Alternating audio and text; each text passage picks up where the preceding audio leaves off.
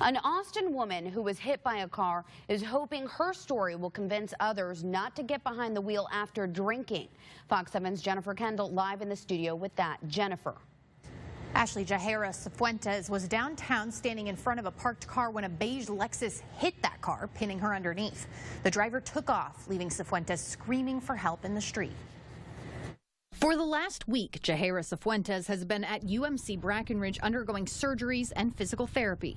She was barely recovering for the first surgery and then going another one and then going another one. And that was the most painful thing in my heart and in my mind. Cifuentes was lucky to be alive after a reportedly drunk driver crashed into a parked car she was standing in front of. She was pinned underneath the vehicle and landed on top of her. It ripped off huge chunks of flesh.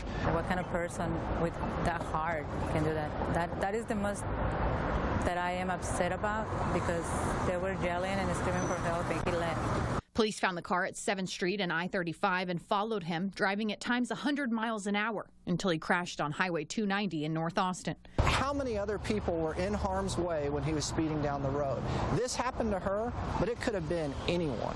The driver, Philip Tomby, was arrested and charged with 4 third-degree felonies: intoxicated assault, 2 counts of failure to stop and render aid, and evading arrest. Cifuentes' lawyer says the most frustrating part is the whole thing could have been prevented because Tomby was convicted of driving while intoxicated last year and could have been ordered to have an interlock device in his car.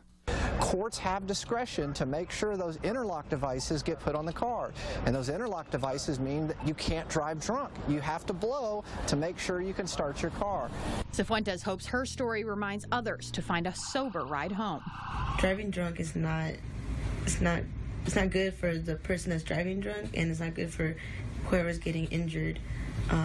So I just don't drink and drive. It's just not worth it. If Tomby is convicted, he faces up to 10 years in prison for each charge. Cifuentes could be discharged from the hospital tomorrow, but faces months of physical therapy. Ashley. A very tragic situation. All right, Jennifer.